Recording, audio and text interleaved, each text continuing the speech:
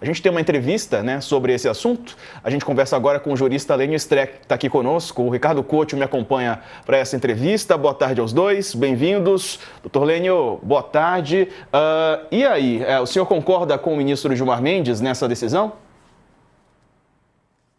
Basicamente, sim, porque tem uma grande virtude nessa decisão.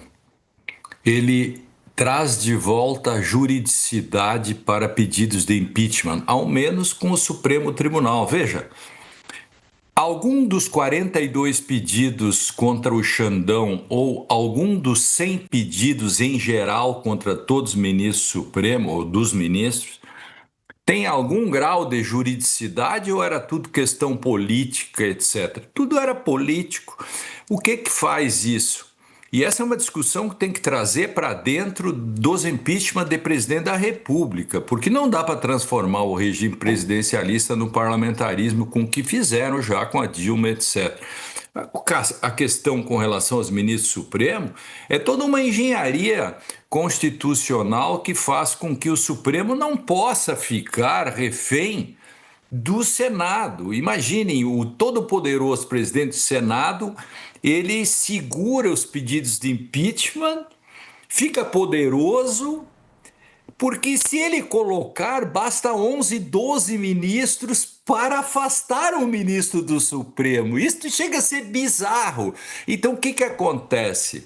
Eu não concordo com a frase que o Gilmar diz estado de coisa. Eu não acho que exista uma coisa chamada estado de coisa inconstitucional. Já escrevi contra isso. Mas não é relevante. Eu quero dizer é que uma lei feita do tempo em que se atava cachorro com linguiça, em que o Ministério Público era um braço do Executivo, que não se falava em Estado Democrático de Direito. Esta lei é muito velha, carcomida, então o Supremo poderia ter feito mais, ele poderia simplesmente dizer toda essa lei é inconstitucional, não é compatível, e ficava sem lei. Aí ele fez uma adaptação, por exemplo, a lei de imprensa, o Supremo varreu do mapa, que era muito velha e muito ruim. Esta lei aí é muito ruim, poderia ter sido varrida, mas aí o que o Gilmar fez? Utilizou aquilo que o Supremo vem fazendo. As pessoas criticam, não criticam, eu mesmo sou crítico por vezes. Interpretação conforme a Constituição, etc., técnicas contemporâneas de adaptação de velhas leis à Constituição. Então, sim, eu vejo um grande ganho com relação à possibilidade de trazer de volta o direito para dentro da política dos pedidos de impeachment. Certo. Boa tarde, Couto.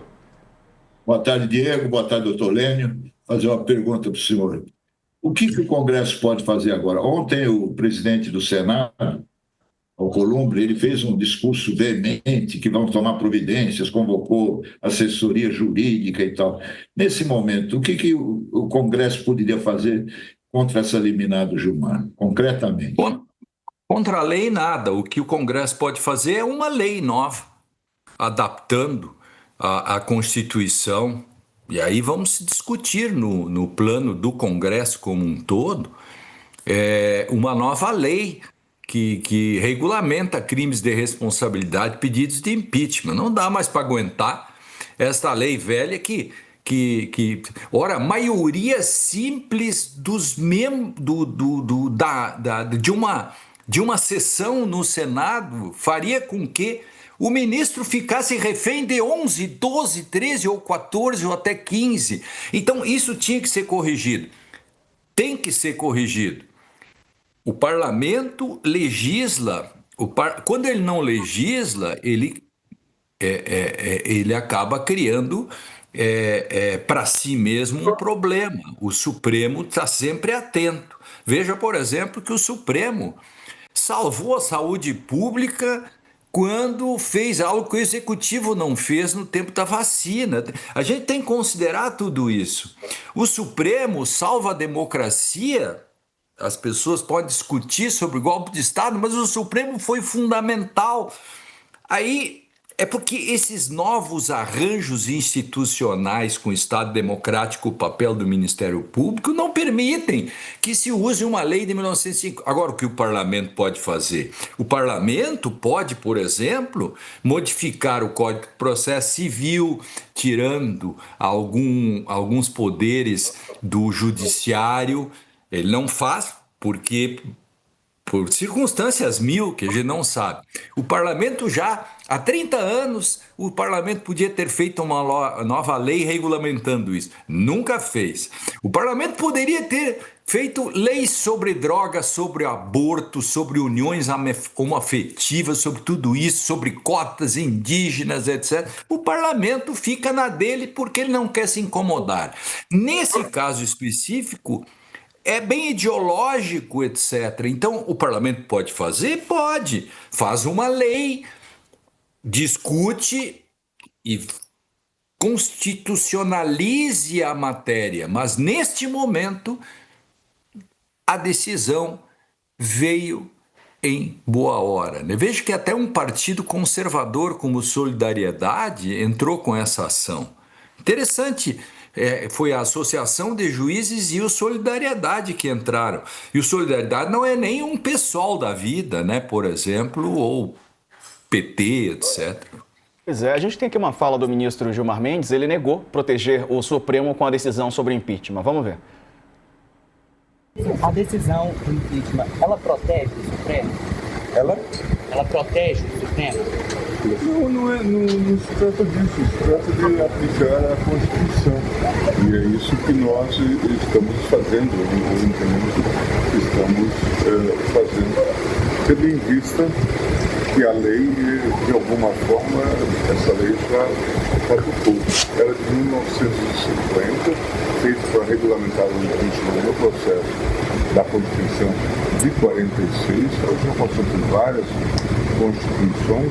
Ele diz que é fruto de uma polarização política. O senhor acha também? Talvez o que o presidente Moro esteja avaliando é que os sucessivos, repetidos pedidos de impeachment no Senado Federal, talvez esses sucessivos pedidos sejam fruto de uma polarização política. O ministro também minimizou a reação depois da decisão que ele tomou. Veja aí. Ministro, o Mota falou com o senhor, né? Falou. E sobre as repercussões, ministro, no Senado, na ala política, né? A repercussão, o que o senhor tem a dizer? Nada, isso é uma decisão judicial, vai ser submetida já ao plenário do Supremo. O senhor falou sobre essa reconsideração, então pode sair uma decisão ainda hoje? Vai sair uma decisão ainda hoje. A Câmara aprovou um PL. Não te assustou um pouco essa repercussão negativa dessa decisão? Eu sou enfermeiro que já viu sangue. Sou enfermeiro que já viu sangue, disse ele, doutor Lênio. Claro, cachorro mordido por cobra tem medo de linguiça. O Supremo sofreu um ataque há poucos dias que quebraram tudo e fizeram cocô no gabinete do ministro. Quebraram o relógio, quebraram tudo no Supremo, quase botaram fogo, se é que não botaram. O Supremo Tribunal, veja só, se nós pegarmos, Couto, essa questão, só 100 pedidos de impeachment, se você contar isso na Alemanha, não tem nenhum pedido lá. Mas se você disser assim na Alemanha, dizer, olha, você sabia que no Brasil tem 100 pedidos de impeachment e só um ministro tem 42 pedidos de impeachment? Como assim? Então, o Supremo Tribunal não pode, hoje, para processar alguém por furto, vamos supor que um ministro, sei lá, o ministro ofenda alguém, tá? Para processar esse ministro, só o Procurador-Geral da República. Agora, para derrubar o ministro, qualquer cidadão pode. Como assim? Isso não é nem um pouco razoável. Certo, Couto? Doutor Lênio, o ministro Flávio Dino, ele disse que o excesso de pedidos, a que o senhor já se referiu, contra Moraes expõe chantagem, né? Como é que o senhor vê hoje a situação no Supremo para o plenário virtual do dia 12, né? Que o plenário vai julgar essa ação? o Gilmar tem maioria, né, nesse plenário virtual? Total, tem maioria, eu diria uma maioria folgada para isso. Uma maioria folgada. Porque falar mais alto é institucionalidade. Alguém pode dizer, o Supremo está se autoprotegendo, etc. Bom, se essa tese vale, o Executivo se autoprotege, o Legislativo se autoprotege. As pessoas, eu me autoprotejo, é do meu instinto. Então, de algum modo, essa é uma questão secundária na discussão, né? Tem razão o Flávio Dino, banalizou-se os pedidos de impeachment, e quando se banaliza é um problema sério, né? Pois é. Agora, a gente está vendo em paralelo algumas investigações avançarem, né? Tem as das próprias emendas parlamentares, a investigação do Banco Master e as ligações com Brasília, né? E a gente está vendo agora a Polícia Federal avançar no Rio de Janeiro. Vai ser pauta daqui a pouco aqui no UOL News também. Como é que o senhor vê a relação disso também com um interesse político ainda maior em cima do STF, doutor? Porque tudo acaba no STF no Brasil. O Brasil criou um modelo em que toda a discussão entre executivo e legislativo acaba no Supremo. E tudo acaba no Supremo Tribunal como o lugar do controle da constitucionalidade, da legalidade, porque nós acabamos fazendo construindo um sistema em que o Supremo acabou tendo um protagonismo muito grande, o que faz com que ele seja muito mais criticado pelos seus acertos que pelos seus erros. Se nós fizermos um levantamento do Supremo Tribunal, das decisões que ele faz, às vezes o Supremo Tribunal, por exemplo, ele dá habeas corpus para alguém que furtou, chocolates em supermercado, e as pessoas dizem, que absurdo, o Supremo tem que fazer isso. A gente tem que perguntar como é que isso chegou até lá. O Supremo não tem um outdoor, Couto, assim, imagine o Supremo Tribunal com um outdoor na frente, assim, entre com uma ação de inconstitucionalidade e ganhe um mandado de segurança de brinde. O Supremo, ele só age quando é provocado. Então, acaba se criando, tudo vai para o Supremo fica contra as cordas, de algum modo. Então, se ele leva um punch, ele não reage, quem sofre com isso é a institucionalidade, porque se o Supremo não tivesse reagido quando estava sendo atacado em 2019, nós poderíamos ter sucumbido, e ele também. Quando ele reage, ele é criticado pelos seus acertos. Os desenhos institucionais brasileiros, a gente chama isso de desenhos institucionais ou diálogos institucionais, nos mostram, por exemplo, que as contingências da história, né? Os acidentes históricos, etc., fazem com que o Supremo, cada vez, pelo menos no caso brasileiro, adquire um protagonismo muito maior, que talvez ele não quisesse até, né? Veja só 2019. Por que o Supremo, isso nós temos que todo tempo lembrar, porque o Supremo lançou mão de seu regimento interno que criou aquele super inquérito que até hoje ele está no mercado. Porque o Ministério Público não defendeu o Supremo, que era a função, então, da Raquel Dodge.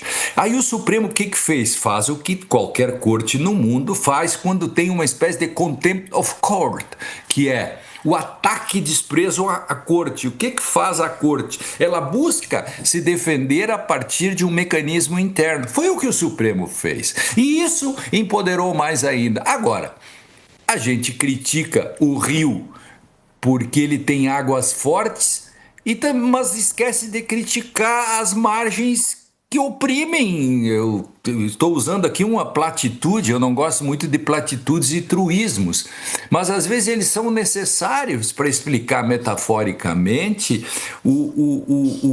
a realpolitik e a realjuridik que nós vivemos, né? Doutor Lênio, o que está como pano de fundo desse embate todo aí do parlamento com o Supremo, o Judiciário, é a eleição de 2026, né? A gente sabe que isso... porque a campanha da oposição bolsonarista está muito centrada em eleger mais senadores, né? Isso. Que, e para quê? Para promover o impeachment de ministros que eles não gostam, né? Como é que isso pode... Isso vai gerar uma crise maior entre os poderes? Como é que se resolve isso? Pois é, é fato que a extrema-direita está tentando montar uma força de combate no Senado para que tenha votos e até mesmo coloque na presidência alguém que coloque em pauta os pedidos de impeachment. Por isso foi tão importante. Essa decisão do Gilmar é muito mais importante que se pensa. Nesse sentido, ela tem que ser louvada porque ela traz de volta aquilo que se perdeu com o tempo. Quer dizer, a política acaba fagocitando o direito. Quando o direito reage, por exemplo, com uma decisão judicial como essa, ela coloca a coisa de volta nos trilhos. A eleição de 2026, nesse sentido, ela volta um pouco para o patamar para mostrar, de algum modo, que você não pode usar como campanha eleitoral ou como planejamento de antemão um Senado que tem outras funções inobres para simplesmente atacar aquele poder. E, de novo, essa é uma questão que todos os dias nós devíamos colar na geladeira. O Estado democrático de direito no mundo pós-bélico, depois da Segunda Guerra, nós fundamos constituições que são chamadas de Auschwitz nunca mais, constituições pós-bélicas, ou seja, constituições que visam apaziguar a sociedade, e nisso se colocou, e no Brasil está no artigo 101, o Poder Judiciário, que é o guardião da democracia. O Ministério Público, ao seu lado, é o guardião dos direitos, etc., e tem deveres. Por isso é que o Senado não pode se colocar como um elemento de enfraquecimento daquilo que é o cerne da democracia pós-Segunda Guerra. Isto é científico, isso. Não é opinião. A ciência do direito e a ciência política mostra isso, né? Tá certo. Doutor Enio, eu queria aproveitar que o senhor está aí para falar de um outro tema bastante polêmico da semana, também envolvendo o Supremo Tribunal Federal. O ministro Toffoli, ele decretou ontem sigilo absoluto no processo do caso Master, né? Eu te pergunto, ele pode fazer isso por tempo indeterminado? Quer dizer, nós não temos mais o direito de saber o que está acontecendo com as investigações sobre esse caso, que é um escândalo monumental. Ele pode fazer isso? Essa é uma questão que vai levar uma discussão muito grande, e penso que o sigilo não pode ser permanente, obviamente, mas parece que nesse caso, pelo menos vai ser um sigilo provisório, né? Porque para, inclusive, discutir primeiro a competência. Porque se você adianta diante... Vamos tecnicamente, tá, Ricardo? Se tem uma disputa, se tem parlamentar envolvido, e você pega a competência para o Supremo, você já está crucificando o parlamentar. Porque se não tem e fica no primeiro grau, você já está tirando o parlamentar fora. Então, isto é uma questão provisória para montar, para que se decida uma coisa tranquila. O Supremo daqui a uns dias pode dizer levantando o sigilo, que ele não tem nada a ver com isso e devolve para o primeiro grau. Estou tentando discutir isso, não politicamente, mas tecnicamente, a função que tem o sigilo, né? Doutor, acabou de sair uma decisão aqui do ministro Gilmar Mendes, vou aproveitar aqui a gente também repercutir com o senhor. O ministro Flávio Dino proibiu o governo de pagar emendas parlamentares ao Eduardo Bolsonaro e ao Alexandre Ramagem, né? Eles receberam um valor alto de emendas para serem executadas para 2026 e acabou de sair essa decisão, né? O que o senhor acha? Eu fico feliz, eu fico absolutamente feliz quando se tem a obviedade. No Brasil é assim, né? O Darcy Ribeiro, Ricardo Couto, que você conheceu muito bem, o Darcy Ribeiro tinha um livro chamado Tratado de Obviedades, né? Ele diz assim: Deus é tão treteiros, faz as coisas tão recônditas e sofisticadas que ainda precisamos dessa classe de gente, os cientistas, para desvelar as obviedades do óbvio. Ora, é óbvio que um parlamentar que está fora do país conspirando não pode nem ser parlamentar, já devia ter sido cassado, não pode ter uma equipe, não pode ter nada disso e não pode ter emendas parlamentares. Se ele não pode o menos, ele não pode o mais, ou vice-versa. Essa é uma questão escandalosa que o presidente da Câmara deveria tomar medidas de ofício. Depois se queixam de novo do Supremo. Por que precisa o Supremo para dizer o óbvio? Porque alguém falhou na estrutura de distribuição de funções e poderes. Isto não tem nada a ver com o Supremo, mas o Supremo é obrigado a fazer, porque é mais ou menos como o sujeito mata o pai e a mãe e depois ele entra com a petição para ficar com a herança. Aí diz, mas como você... Ou então ele alega no júri que ele tem que ser absolvido porque ele é órfão. Então, no fundo, essa questão, quer dizer, você faz tudo isso e se beneficia depois. Esse é o ponto de novo. Isso tudo encaixa no que estamos dizendo. O Supremo tem que dizer o óbvio, não pode dar emenda parlamentar e tal. Por quê? Porque quem devia fazê-lo não o fez. Isso é a mesma coisa do habeas corpus do ladrão de galinha. Se o promotor e o juiz tivessem cuidado bem dessa causa, não teria chegado no Supremo.